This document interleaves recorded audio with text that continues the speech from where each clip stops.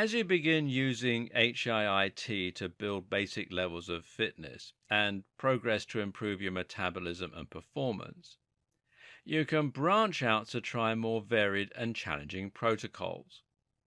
What's more, many of these types of training can help to provide very specific benefits and help you to reach particular goals. If you know precisely what you're trying to achieve with your training, then you might find that one of these types of training is actually the most advantageous to you. In this video, we're going to be looking at adding an additional layer of resistance into our training. In the next two videos, we'll learn how to mix up the timing in order to alter the challenge. One of the best ways to mix up your training is to change the type of exercise you're using in your HIIT routines. This is something we'll discuss a lot more in later videos, but the first thing to consider is combining cardio and resistance training together in the form of resistance cardio, also called concurrent training. Concurrent training is essentially a type of cardio where your movements are challenged by some form of resistance. In short, it's like weightlifting combined with cardio. An obvious example is to increase the resistance setting on a stationary bike or to run on sand. But actually, there are much better examples. One is to perform pull-ups quickly, or to perform press-ups, or push-ups as they're also called, quickly. You can also try punching a heavy bag, which requires muscle power in the shoulders in particular. Or you can try running while pushing or pulling something heavy behind or in front of you. This has a huge number of advantages. The principal one being that it's even more protective against muscle deterioration. That is to say, you can perform this kind of cardio and burn a lot of calories without worrying that you'll lose much muscle. This is because you're engaging even more of your fast-twitch muscle fibers, and you're driving blood and metabolites to your muscles where they'll stimulate growth. At the same time, the increase in growth hormone and testosterone, triggered by the breakdown of muscle, will mean an improved level of fat burning and muscle building. Anabolic hormones such as these don't only encourage the body to build muscle, but also to burn fat, which is why steroid users look so incredibly lean, as well as being incredibly strong.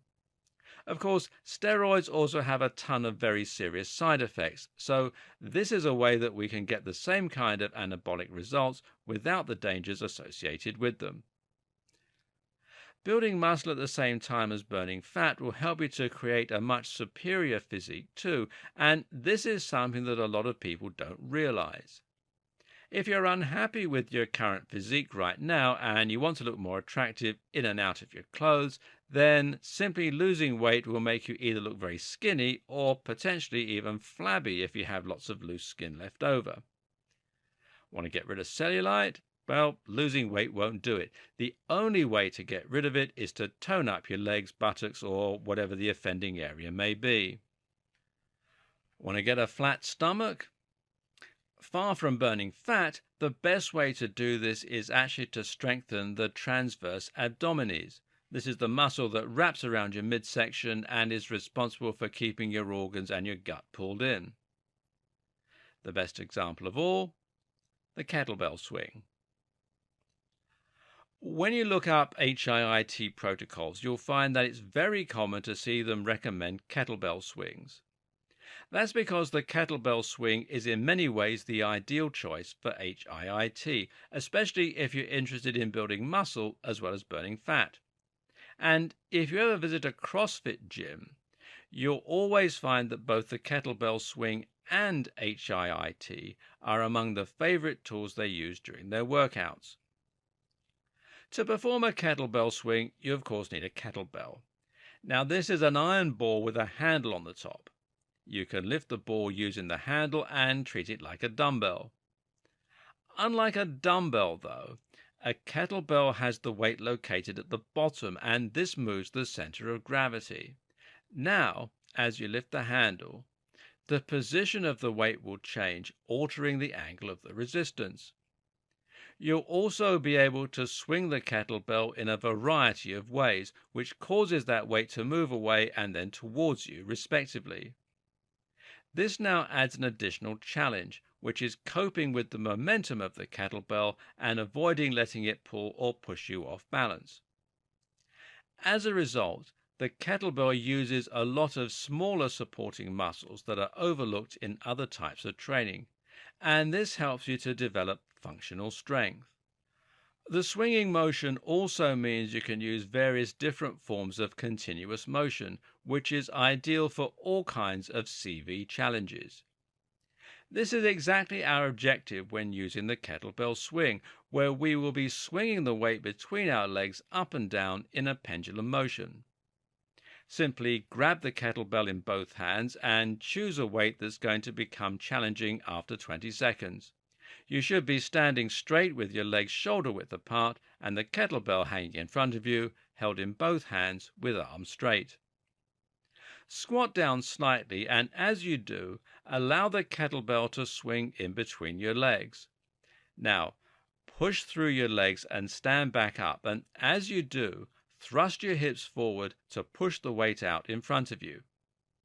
Keep your arms straight and don't attempt to lift the weight, but instead let it swing up naturally in front of you. For a traditional kettlebell swing, it should reach about the height of your shoulders.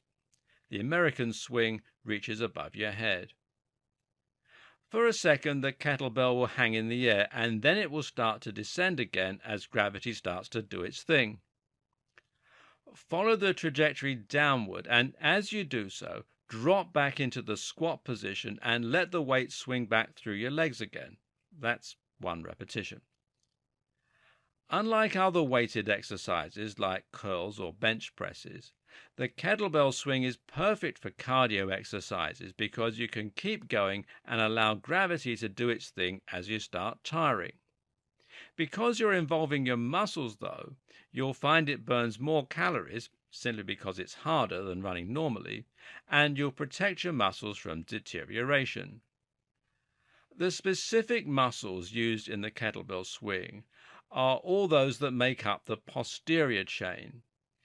These are the muscles in the back and legs that you use for jumping and sprinting, and thus this is an excellent way to improve your overall athletic performance. What's more, many of these are the muscles we consider most attractive.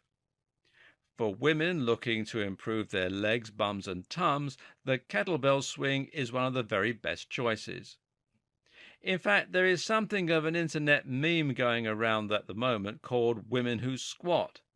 It's become common knowledge that squatting gives women a great behind. The kettlebell swing works all the same muscles, but also burns fat, making it the perfect sculpting tool. Men who use the exercise, meanwhile, will benefit from the core involvement and the weight loss that makes it ideal for creating toned abs. The best bit? The kettlebell is simple, cheap, and easy to use. Instead of heading outside in the rain to perform your HIIT workouts, you can use this right at home over the course of 20 minutes.